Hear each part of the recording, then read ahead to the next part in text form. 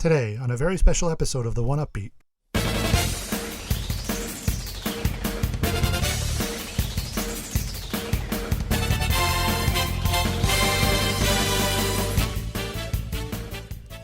We dedicate an entire episode to the music of Final Fantasy VII, Nobuo Uematsu's masterpiece. We're joined in studio for the first time by our first live guest, and we'll be going over 4 different arrangement soundtracks from the Final Fantasy VII series. So kick back, relax, and get ready for an entire episode of Final Fantasy VII.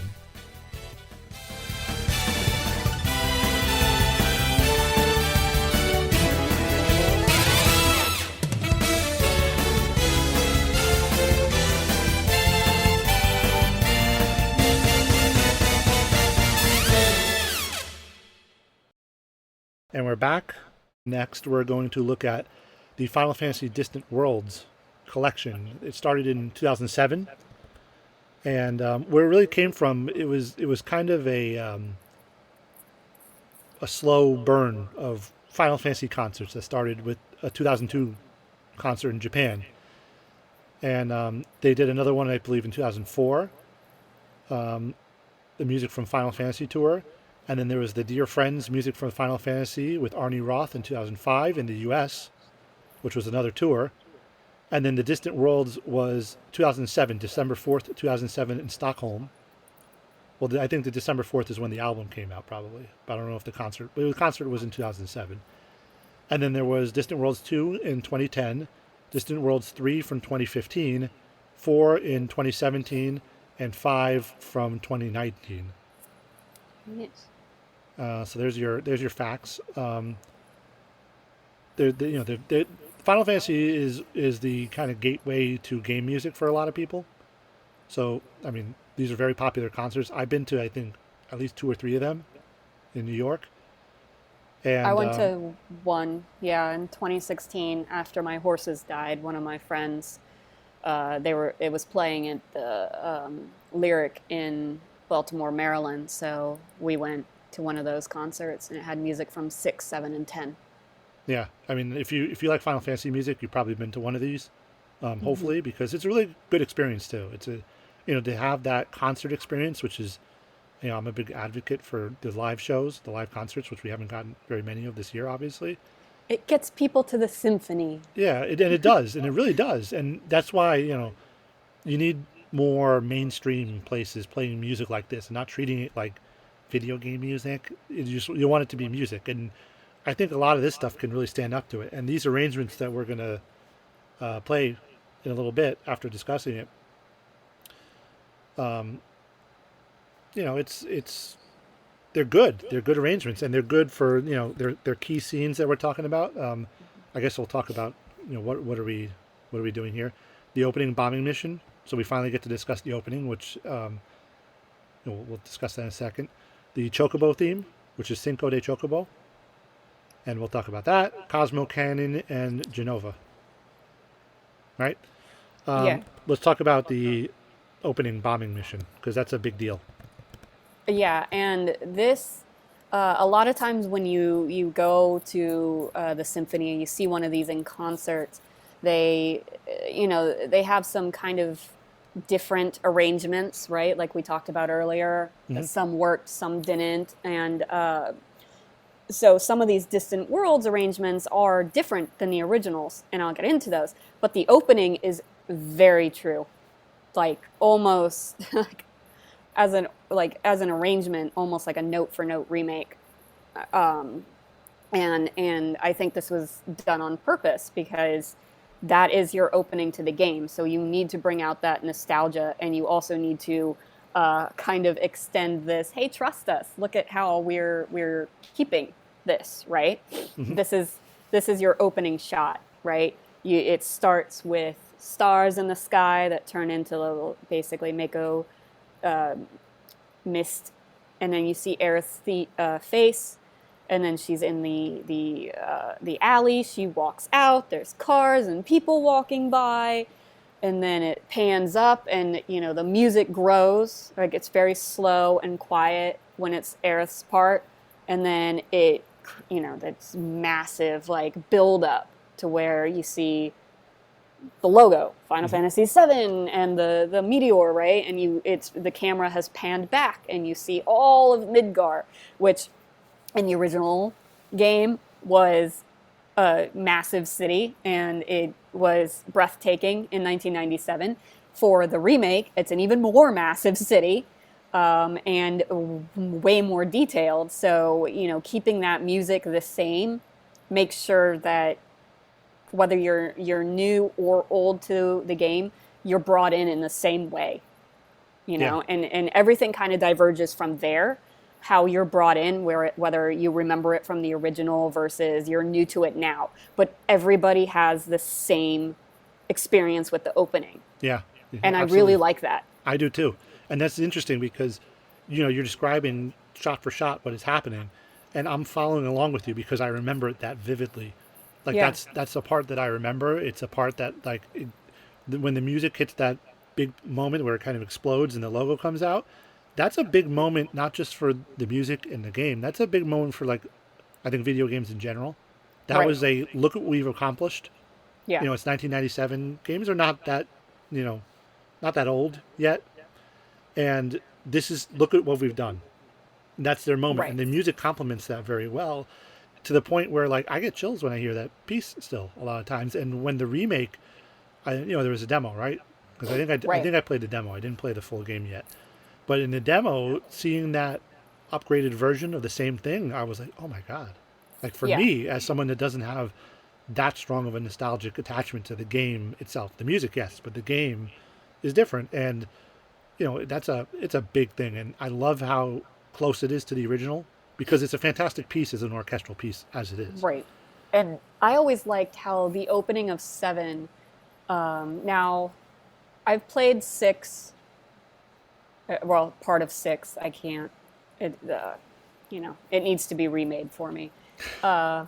Played 8 million times, 9 1 million times, 10 and 10 2 million times. Played 15. Um, Played 12. Didn't finish it. Didn't really like it. Never touched 13, 13 2, or 13 3. But Seven's opening was just so much more cinematic than the others. Like it told its own story in the beginning, um, with here's this lovely woman, and she gets up, and she's just this tiny person in this huge city, and then like look at this massive city, and then you've got the cuts of the train moving as you're zooming in toward the train, right? The train tracks like cut into the music with Yeah, the sound of the screeching wheels, and it's like this is like the start of a movie. Eight didn't really have that because you have Cloud and Squall, or Squall and Cipher fighting. Meanwhile, the game gives away literally every uh, FMV throughout the entire game. yeah. In between that, right? It was still a cool piece, though, Right. right? Yeah, and that music is beautiful, and I love it. Liberale Fatale, right? Hmm. But it's like, you know, it's not the same cinematic because of all of those other cuts from other parts of the game in there. And nine also had some great cinema, right? Where you've got this big airship, and this whole town is ready to celebrate. People looking at it, it's great. 10 begins not really with the computer animation, right? Because it I don't starts think with so. him and Xanarkin. Listen to my story, right? And Yeah. then it goes into back to Xanarkin when you get some computer animation eventually. So I mean, there's still like a nice. They all have good openings, but Seven was just so cinematic, and the music just worked right along with that. Just fit it. The music told a story to where everything is just it's there. There's a city. Things are happening. Here's this woman pulled back. Oh my God, it's a massive city. Oh my God, there's a train. And then it goes into basically a version of kind of like the battle theme, because Yeah. suddenly we're not a woman walking down the street, right, going about her day selling her flowers. We are people that are about to destroy a Mako reactor, right? We're now suddenly we're terrorists, and it's like this is a heated moment. There's guards coming at us, and there's fights, and there's robots, and giant sword gun arm. Like these people, in the original, you didn't get much background on them, until a little bit into the game, right? When you decide Cloud's name, and then like Jesse and Biggs and Wedge kind of tell you who they are, and Barrett's explaining things. In this game, you get a bit more of their story as you go, and because of the voice acting and the better graphics, you get their character without them saying, "Well, I did this," and that, like having to explain anything. Hmm. And the music just follows right along with it. It's great, and I'm really glad that Distant Worlds kind of kept that, or every arrangement's kind of kept that. Yeah, it's pretty meta, right? It's like it's trying to say more than just the beginning of a game. It's speaking to people in 1997, and it's kind of like, okay, you've grown up now. Video games aren't just for babies. Good luck, have fun, and you're terrorists now. Go. It's like Yeah. it's you feel like you've grown up a little playing it. It's a big deal. It's a really Yeah. big deal at the time, and like I said, the music complements that very well. And then you get to the Chocobo theme.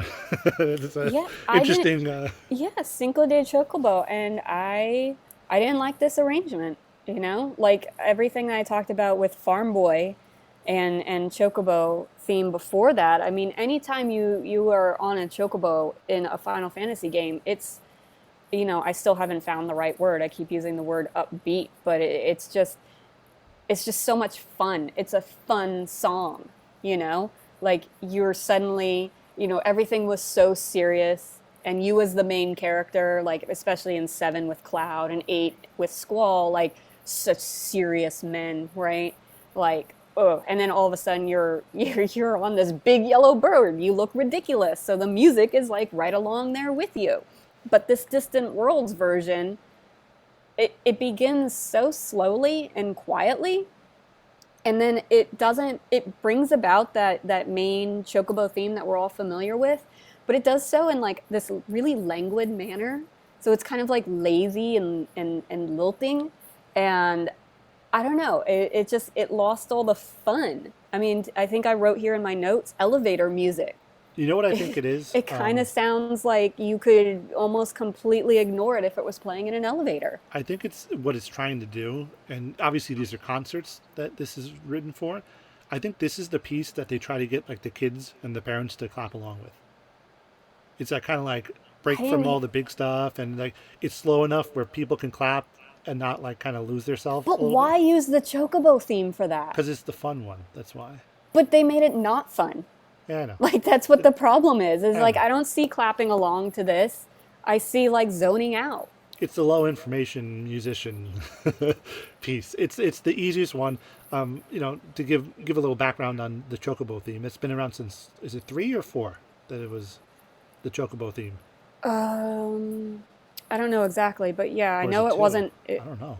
I'm pretty sure it wasn't one, but yeah, Yeah, it was earlier games for but they're sure. in just about. I think they're in every game since Yeah, then, right? some version of it. And it's always like a different genre de Chocobo, right? Yeah, So in this case, the genre is Cinco, but it's always like a different spin on the same recognizable theme, and maybe yeah. that's why they decided to do it as the. I'm calling it the everyone clap along piece of the concert, because if you've played any Final Fantasy game to any length, you've probably heard the Chocobo theme. Hmm. It's a good bet because it's one that's in everything. So just to get the Chocobo theme in there, we use this version, and then But I uh, just don't. I yeah, I still don't know. understand this version I don't know. I can't because wait. the original, like just you know, excited version that'll get you clapping along. This is background music. Yeah, I mean, I don't know. I can't. I don't love all the arrangements from Distant Hmm. Worlds.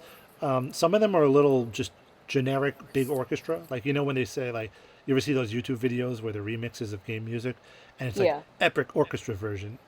A lot of, not, no, I wouldn't even say a lot of. There's a bunch of Distant Worlds arrangements that just feel like epic orchestra versions of a Final Fantasy tune of some Yeah. sort, and I it's a get little like you're generic. trying something Yeah, and it's with trying this. I to just again, don't think it worked. Yeah, it's trying to get And butts in seats, I think, really is what it is. Cosmo Canyon.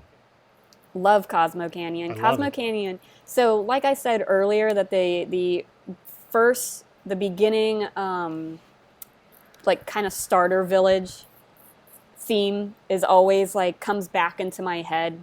Just throughout the years, I can recall the village of Dolly from Final Fantasy IX, or Calm from Final Fantasy VII, Besaid Island, all of this. But then for me, there's always like one other town theme that really stands out in the game. And so in 9, it's the city of Trino, right? Is this wonderful song. And in Final Fantasy VII, it's Cosmo Canyon. I, I will be getting ready in the morning and just have this kind of tune in my head, and I think it's for a different song, but somehow I line it up and it ends up just turning into Cosmo Canyon, and it's like it's a song that just pops into my head. Me too. Yeah. Cosmo Canyon is just it's Yeah. so pleasant. It was made for this Distant Worlds album. The addition of the actual instruments like was really, really able to make the song pop. Yeah. It's always sounded, tribal, because this is Nanaki Red 13 is pretty native. The town, they live in the canyon. It's, basically, a spiritual population, right? They Yeah. study the planet. So when you hear Barrett throughout the game, in the original, it was something that I missed in my first playthrough. It's mentioned in the remake as well, that, Barrett was always going to take the members of Avalanche to Cosmo Canyon, right? And you kind of, it softens Barrett's character to remind you that he's not always just this angry eco-terrorist, right? Like, he is actually kind of a crunchy granola type, like underneath it all. This is Cosmo Canyon's the place where if there was one town in the world of Final Fantasy that you could get crystals, to change your mood, it would be Cosmo Canyon. And so this song, it kind of gets all of that. Like, you could kind of imagine it playing in a new age store if you walked into it, and I love it. It gets stuck in my head so often. Yeah. Me too. And I don't really remember the part of that game very well, just because again I only played it once. But every once in a while I'll be driving and I'll hear it in my head. It's really Right. strange. I don't know what it is about it. I almost want to call it a march sometimes, but it's too slow to be a march. But there's a steadiness to it that it just keeps going and going Yeah, and the going. drum, the Yeah. pounding of like just that kind of that specific drum, with the skin that you just see, not really in a lot of American bands, right? But But it other still feels cultures have that it almost drum feels a sound. little Americana in a. Every once in a while, I'll picture like like Oregon Trail, like Yeah, the baskets, or what do you call them, the carriages, right? yeah, It's almost like the tempo is almost like that speed, where they're just yeah, kind of rolling the along wagons. steadily. The wagons, sorry. Yeah. There's like a steady rolling forward. It's always Yeah, there pushing is forward a that little bit. kind of Western kind of, Yeah, and it's you know. catchy in that way. Yeah, and I liked it, and I think part of the reason it always spoke to me was because outside of my favorite characters being Tifa and Cloud and Reno of the Turks, love the Turks, love Reno, but as Nanaki was always a character that there was just story missing for him. You know, he Yeah. says he's the last of his kind, yet at the very end of the game he has cubs. Not a species that can reproduce asexually, so, clearly not the last of his kind. Do you know that? Huh? Do you know that? For a fact? Yeah. I mean, not for a fact, but I mean, like, he's clearly a mammal. But also, you also don't meet any other, like, everybody else in the game is human that can talk, right? Or robot, right? With Cat Sith. But with Nanaki, it's like, how did Hojo get him? Like, there's always so many questions around him, like his tattoos. How did he lose his eye? You know, um, his decisions to speak differently with Avalanche than when he's at home and he's acting like his real age. You know, like how why he tries to be an adult when he's not, and how good he is at it actually. But it's just, you know, there's just always been a lot of questions surrounding him that aren't really there with the other characters. You know, with Barrett, you have this story of what happened to him in Corel, right? And why he hates Shinra. You have this backstory in his family. And I think a lot of what intrigued me about Final Fantasy VII was what you didn't learn about the Mm-hmm. characters. And it's those questions that plague you, like all of those questions I have about Nanaki and more. And then there's this entire stretch of time that we know for after the Nibelheim incident 2, the opening bombing mission, you kind of know where Barrett is at some point, but you don't know what Tifa did in those 5 years, and you don't know how she came to really meet Avalanche or become friends with Barrett, right? Because Mm-hmm. she was 15, and then all of a sudden she's 20 and she's running this bar and she's, you know, an eco-terrorist. So like there's 5 years that's missing for her life, whereas we have Aerith's entire life in the game.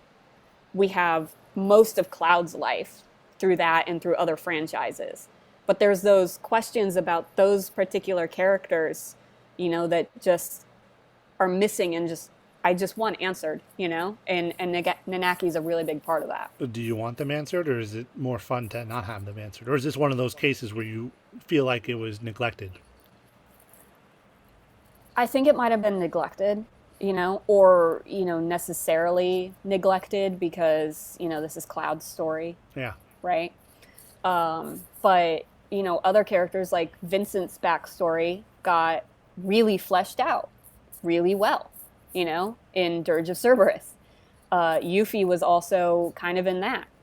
Um, but, you know, that those 5 years where Tifa's in Midgar, we don't get. And all of Nanaki's background, because he's ignored a lot, and my theory was always that it was because of how hard it is to animate him.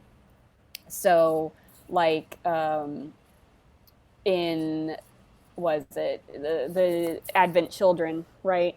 Nanaki is only at the end, and he's very brief. So is Cat Sith. They're both the furred characters, right? So they only are in there for maybe 10, 15 seconds in the entire movie, right? Whereas even Yuffie and Barrett, who aren't there as much as Cloud, Tifa, the Turks, and Vincent, they get more time, right? Sid as well. And I think that happened in Dirge of Cerberus as well, whereas Nanaki is only very briefly, I think, at the very, very end, right? And I think a lot of it comes from animating him, which is something when they first announced the Final Fantasy VII Remake, and I wrote an article of like, here's 8 things that I want to see. It was actually a much longer article that I had to cut down for word count. But one of those was not to skimp on Nanaki just because he's difficult or painful to animate, because he's such a wonderful character. He's so interesting, and there's so much we don't know about him that I want to know. Yep. I, I don't know if I could add anything to that, but yeah, sure. Okay, We have moving one more on to track. Genova. Yeah. So you actually sent me 2 Genova. There was Genova Complete and then Genova, which the Genova one I think you're talking about now really Just took me, Genova. yeah, Yeah. really took me back. The opening, it's just beautiful. It's, you know, reminiscent of exactly what you felt when you played the original game. Then it gets a little oddly disjointed, which Yeah. I think I know what you're talking about. the jazz version of the Genova was also very like scattered and disjointed, almost kind of like those, you know, what is it? The type of jazz where you just kind of go. It's kind of messy, but it creates a song. And Like improvising. Kind of, It yeah. kind of feels like an improvisation. Yeah, I mean, and like with that part of Genova, it's like the chords they're clashing, it's not coherent, and then it comes back together into that smooth, pleasant kind of exasperation that you remember when you were playing the game because you were fighting a boss, but the music was not like a boss music. It was kind of uplifting, Yeah. It was I wrote smooth, but the word I wanted to use first was like creamy because it's just, I don't know, it's just like this comfortable kind of music, even though you're fighting this horrible monster. It's almost like well, the interesting thing about it is it's a very electronic piece in the original. So Hmm. to translate that to orchestra is very interesting because you end up having to use drum set, kind of like a Man with the Machine Gun from Final Fantasy VIII. Yeah. That's almost a perfect parallel, right? Hmm. They had an orchestral version early on because of the Final Fantasy VIII orchestra album, which was like at the time, wasn't it? Yeah, I That think it so. released, and they immediately gave it an orchestral version, and there's drum set in there and really driving it forward. And I guess it's a similar. The piece plays a similar role in both games, the Man with the Machine Gun in Genova. So Yeah. yeah, no, I think it's a really cool arrangement of it. I think it's a cool. It's one of the cases where it does work. That middle That I was just section, gonna say that it was like you know, but it also kind of like, oh, this is working. Wait, what's that? Oh, this. Wait, no, there it is again. yeah, it's like a And it's kind weird of like, breakdown moment, right? yeah, With the trumpet, right? The part where yeah, the trumpet kind of just flies off on its own for a second, and you're like, all right, right. And then the drum fill, and then it comes back. It's like really, it's kind of wacky, but I don't know, because it always felt very rushed and hectic in the, right, just in general. The theme itself is very rushed and hectic to kind of stress you out during the fight. right, and it works. Yeah. It definitely Yep. works. It does. There's like I said, this like pleasantness to it, and yet it is also stressing. Yep. So should we play the music? Let the people Yes. hear the music now that they've Yeah. heard our thoughts on it. So this is Yeah. Distant Worlds. This is pulled from Distant Worlds 1, 2, 4, and 5, the four tracks that we have. There wasn't one from 3, but it's all the same thing. It's conducted by Arnie Roth, who's very involved in the. I think he's the executive producer of the concert series, and he's obviously been with them since 2005 with the Dear Friends concert in the U.S. So he's been very involved with Distant Worlds, and he's the conductor. He's like kind of you know the showrunner, for lack of a better term, of the whole thing. It seems like. And this is Distant Worlds Final Fantasy VII. So please enjoy it.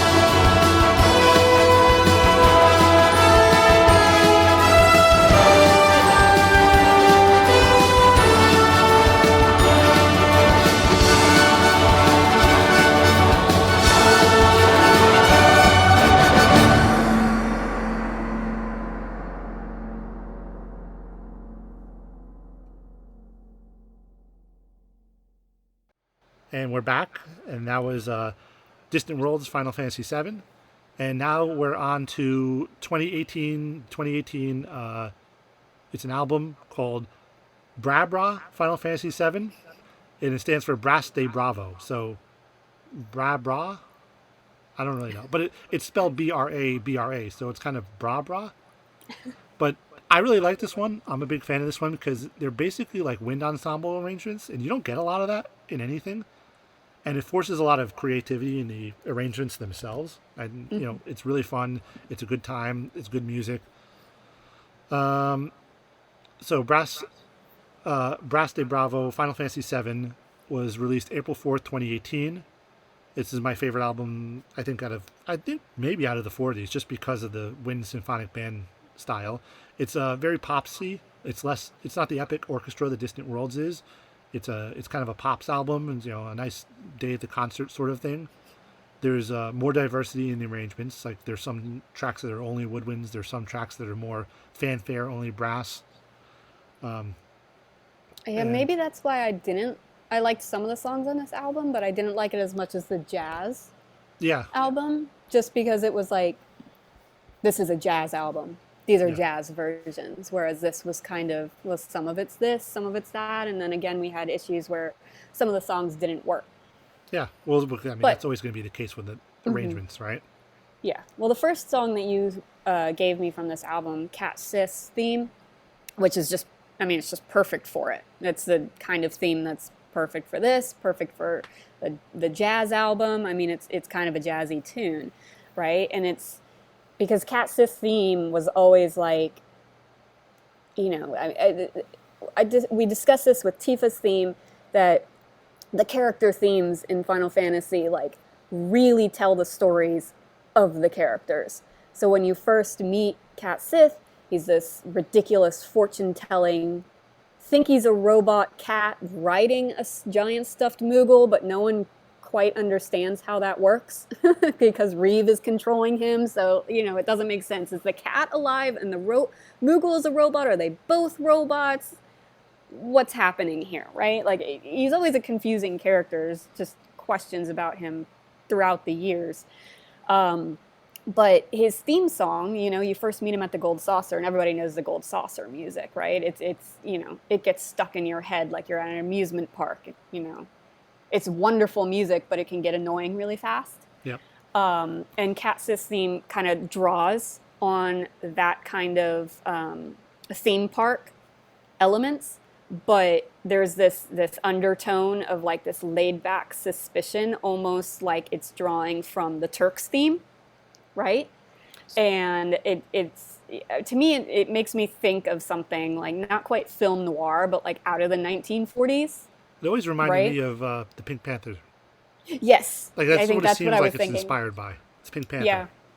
Yeah. Yeah, you're right. That is it. But it's like, it's perfect because of Cass's like character, like he seems like this jovial fortune teller, but really he's working for the enemy, but he also then wants to do good, but he is still working for the enemy, and he does terrible things. So I think that the theme song and this version of it really captures all of that. Yep. And then we have Rufus's welcoming ceremony. So I love Rufus's welcoming ceremony, even this is though the march. This is the march. It was made for a marching band, right? Like, so this is like, of course they were going to use this and have a marching band, because it was like, it couldn't have been more perfect for it. So it obviously works well. And I love this song. It's recognizable. There was even a moment in Final Fantasy IX where they brought it back, right? A little bit of a, fan service there or whatever. But it's nostalgia, I guess. Like, it does get really repetitive, so you can't listen to it very, very long. But, you're at this scene in the game, and it's kind of funny because it's kind of out of place and yet perfect for Rufus. So when you first meet Rufus Shinra, the president of Shinra has just died, and suddenly Rufus shows up to take over, like almost like he knew what was going to happen, right?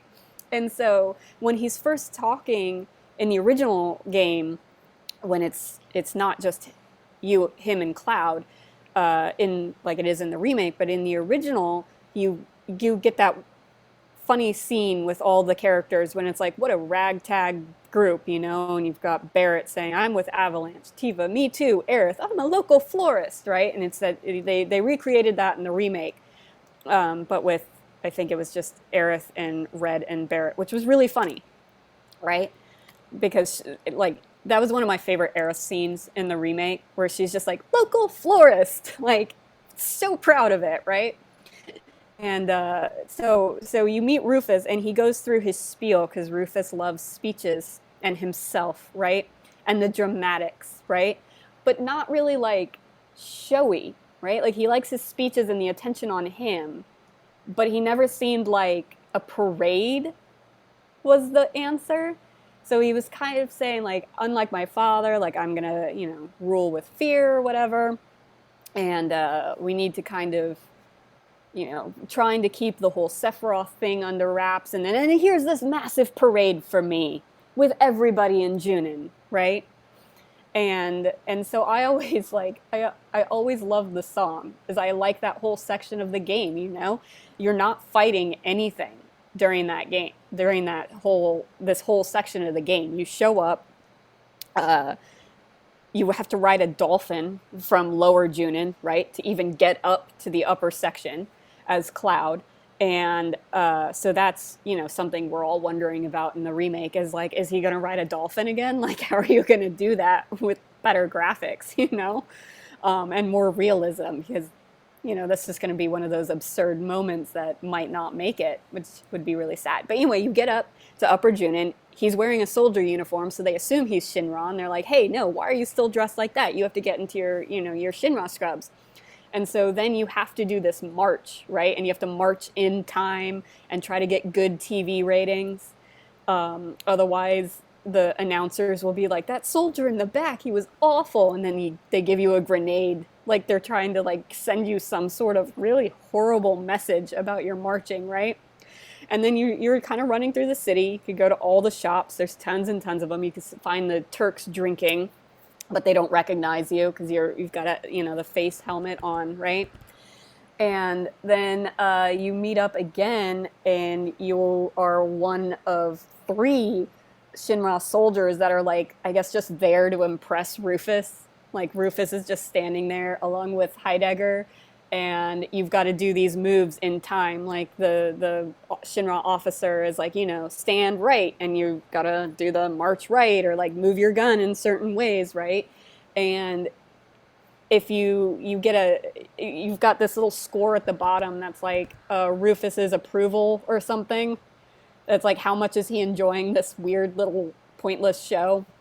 And if you score high enough, which is like, you kind of got to mess up a bit to score high enough, then they give you like either really good materia or a really good weapon. And it's just, I don't know, it's a really wonderful scene all around, because it's very comedic and it stands out from the rest of the game, kind of around that point where everything is so depressing. You know, you're chasing Sephiroth, who is traveling the world killing people, and then you make it to Junin and it's like parade marching. It's like one of those, I feel like it's a classic movie scene where the events around the characters are less serious than the characters want to be at that moment. Yeah.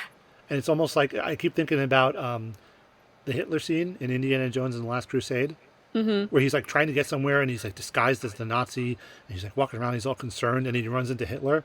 And then there's like an obviously funny moment where he takes the book and he signs it like an autograph. And it's funnier than, you could tell he's really stressed out in that moment. And he's like, because he has a job to do, he has to get there, you know, he has to do what he's going to do. Yeah. But he has to go through this whole ridiculous thing where he dresses up and goes through the thing and, you know, is undercover. And this scene kind of gave me that vibe also, where like, you have this happy parade going on, but like everyone's kind of freaking out because they know they have to do something and be somewhere. Yeah. But they have to deal with a parade first. Yeah. And the parade's happy, and it's just going on and marching around and marching along, and it's absolutely pointless. Yeah, but they're like, we got stuff to do. We got to go, man. Like, come on. Yeah, we've got to get to the cargo ship, right? So everybody has to dress up. So that's another scene that's going to be like, how do they do that in the remake? Because, okay, Tifa, Aerith, dressed in Shinra clothes. All right, that's fine. Barrett in the sailor suit might be absolutely hilarious. Don't know, gonna have to hide that gun arm somehow. But fitting Naneki into a Shinra outfit, like he looked so pained even with the graphics of 1997, and then he turns around and his tail's sticking out. But it's like, how are you gonna do that with the new graphics? Yeah, I mean, You they could know? just go full ridiculous, which is kind of what they did in the first part, right? Yeah.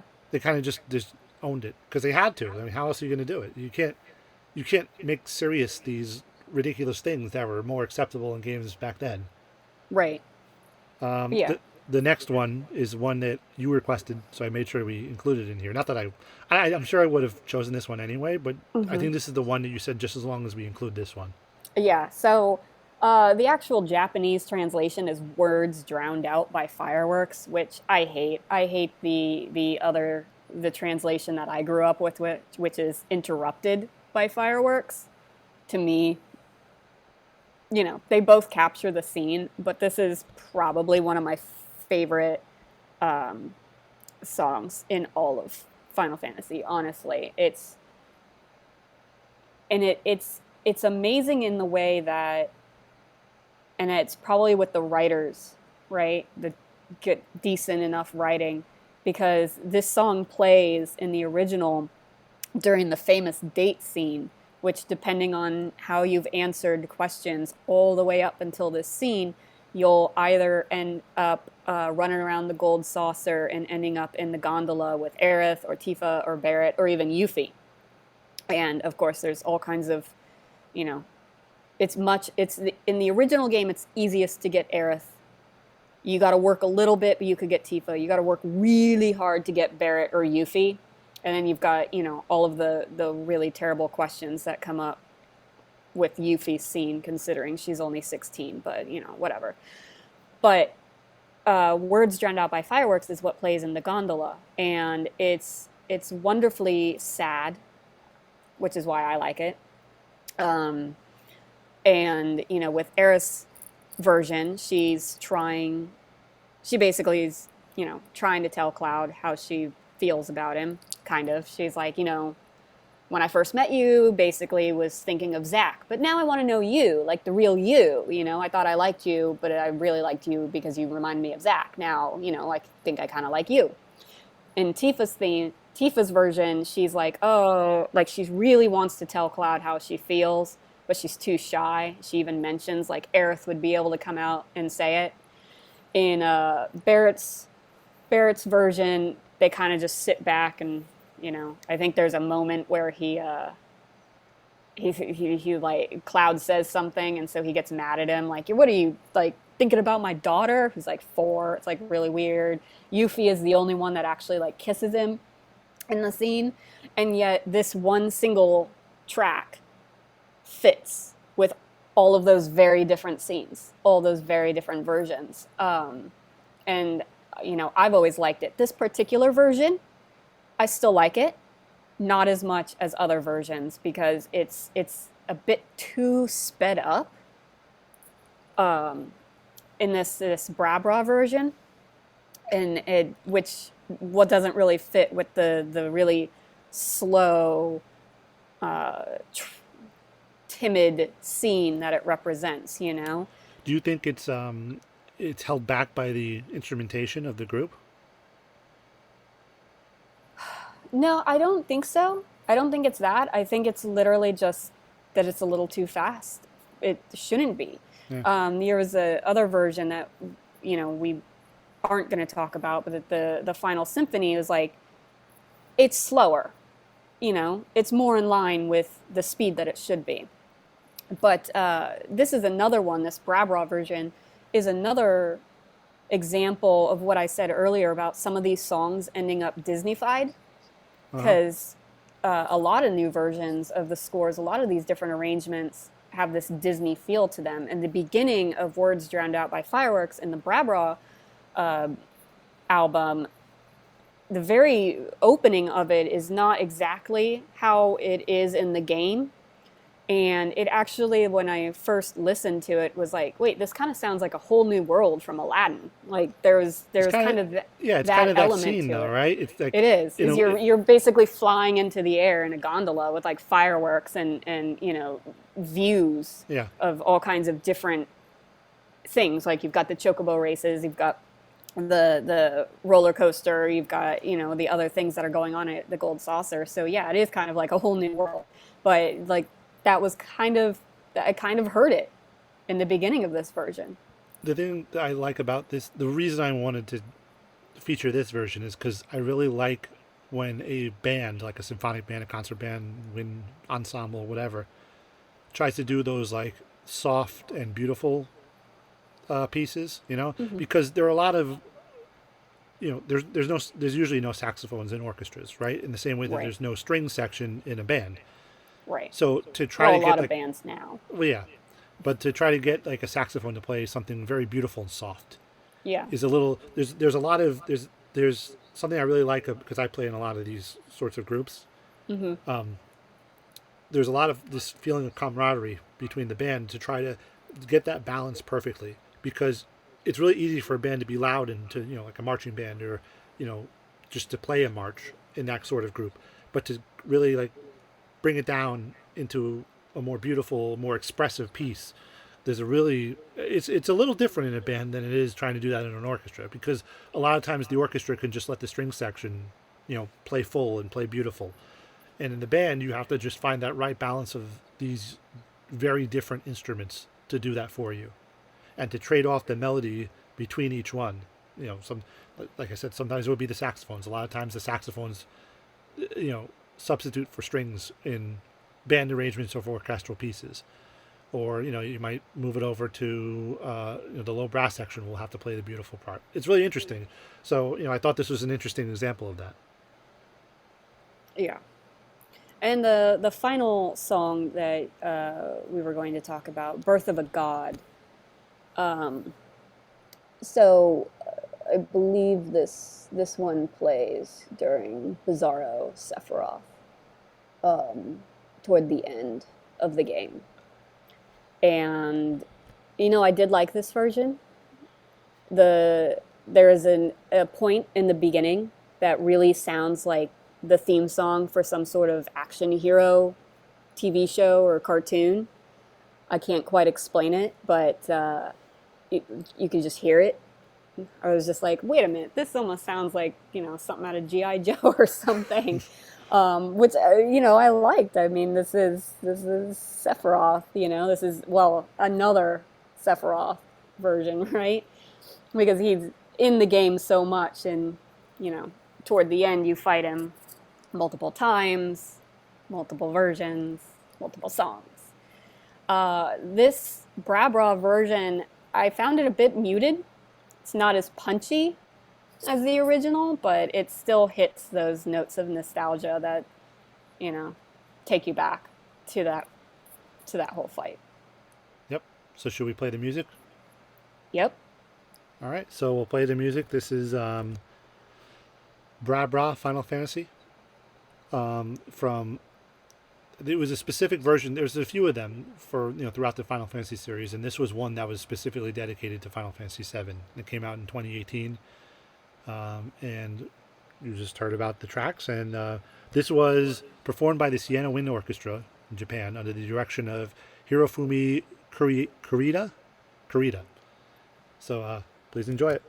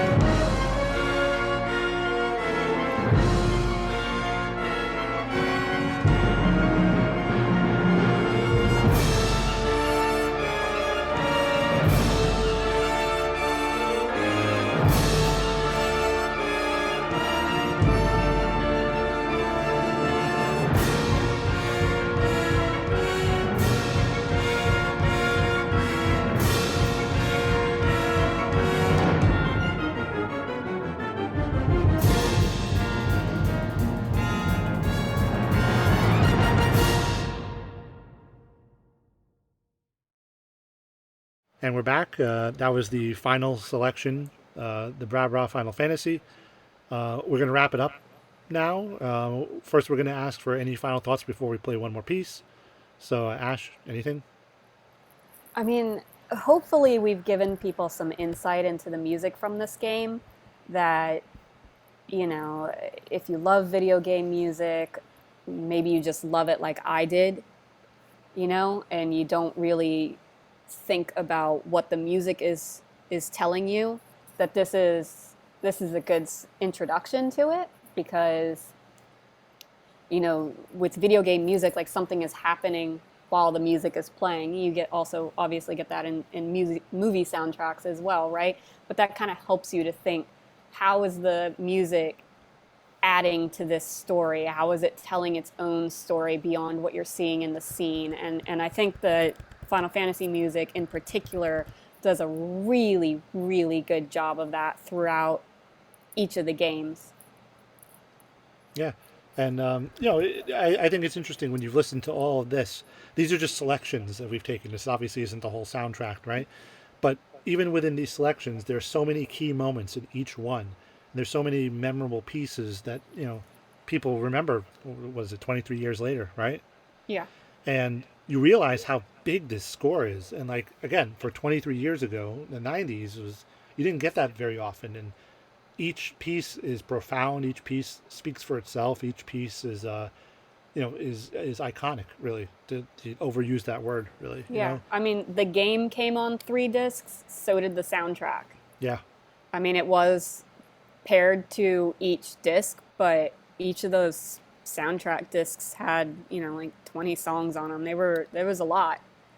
There's a lot of music in that, even in that game, and 8, 9, like all of them, there's tons. And what I always enjoyed about them was that there was like the main theme, and you could hear it in quite a lot of the songs.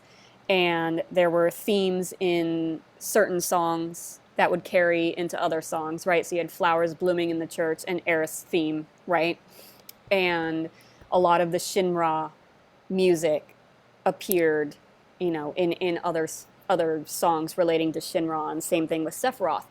But then there was also tracks that, were very different, that stood out and weren't really added into other, Tifa's theme had some of the main theme elements, and so did Words Drowned Out by Fireworks, but there was just something so different to them that they stood out. And you see that in 8, 9, 10, 10-2. You see that in all of the Final Fantasy games, and you just think like Nobuo Uematsu he was the one like doing all of this music, right? And you just think about how much music he cranked out and how much good original themes came out of each of these games, Yeah, that we remember after all these years. That Yeah.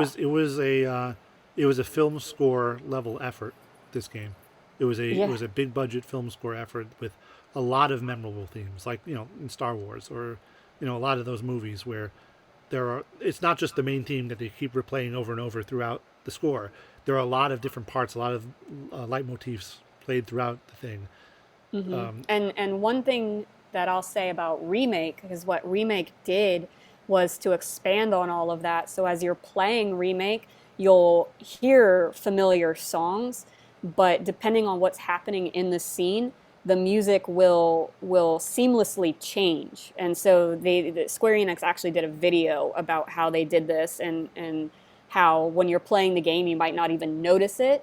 It's so seamless, but it's like, so that opening bombing mission, like once you're in the reactor, right? You've got this overall kind of music in the background as you're like walking around, but then it speeds up and becomes more intense when you're in a battle. Rather than a whole new song playing, it kind of blends into the battle theme so that, you almost don't notice it's happening. It's just like the music has kind of changed along with the scene, and then it gets slower, when necessary. And I think that's why it won Best Score at the Game Awards, was because the music evolved along with what was happening, what you were doing with your character, and you had a lot more freedom than you did in the original game, right? And Yeah. where it would be the same song playing over and over and over, unless it was like the opening or the ending theme where it was, a set scene, and so the music could travel along with that. In the remake actually recreated that, but in every scene you're in. Yeah, and it's and it also one beats just because this music is still great. This is great music. This isn't just like something cute that was kind of some boppy little tune back in the day. It holds up today. It's Yeah. a it's a premium effort. It's the real deal. Mm-hmm. So we're gonna play ourselves out here. We're gonna first. Why are you laughing? It's like, To are you play thinking of like? yourselves out is like, giving the Grammy speech. Yeah, I know. You're like, But okay, you've been talking for a long time. yeah, Let I me know. I play mean, it. we've been Play here out. an hour and a half just I talking know. an hour and a half. Not Yeah. even playing the music. We're gonna play a piece from Final Symphony, music from Final Fantasy 6, 7, and 10, which was a I don't know if it was a concert or if it was just an album that was recorded. I think it But was a concert because I think it was the concert I saw in 2016. It was those three games. really, oh, Yeah, it I was must have 6, missed that 7, one. and 10. Yeah. This says it was from 2015, so it could have been recorded in 2015 and then they went Yeah. around with it. But it was the London Symphony Orchestra, Yeah. and it's there's a piano concerto that they make from Final Fantasy X, a symphonic poem from 6, and then a symphony in 3 movements from 7. But what we're going to play is just a shorter piece. It's the encore, which is right after the Final Fantasy VII Symphony, and it's the continue music, like the game over music. And it's just a very beautiful, soothing piece that, the point of this recording is basically it's a more classical musicized version of Final Fantasy VII, where it's in the more traditional classical music form than, game music or orchestral game music or even film music. It sounds like classical music, and that's why they got the London Symphony to record it for them. So we're going to play the continue music from Final Fantasy VII, and I guess that's basically it for us. Ash, thanks for being here. Thanks for having me. It's wonderful. It was a lot of fun. I hope it was, and people will tell us if it wasn't. But here is the encore from Final Symphony, music from Final Fantasy 6, 7, and 10. This is the 1UpBeat. I hope you enjoyed our first interview episode, and we'll see you next time.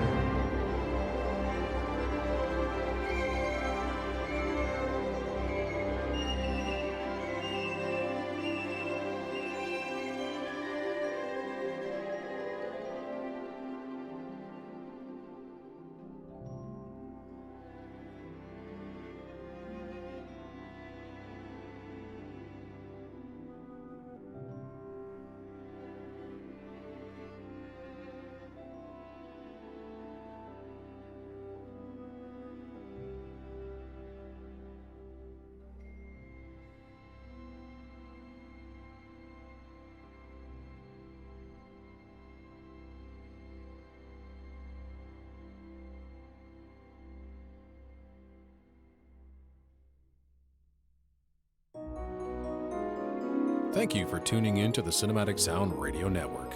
I want to thank Tim Burton for providing his voice for all the bumpers and stingers you hear throughout the program, and David Coscina for providing Cinematic Sound Radio's theme music. If you have any questions, comments, or concerns, please email us at cinematicsound@yahoo.com. You can find us on social media at CinSound Radio on Twitter and Cinematic Sound on Facebook. And if you listen to us on Apple Podcasts, please take a moment right now to rate the show and write a brief review. Reviews help introduce potential listeners to the show. And while you're at it, head over to TeePublic to get a Cinematic Sound Radio t-shirt. And don't forget to check out Cinematic Sound Radio at cinematicsound.net.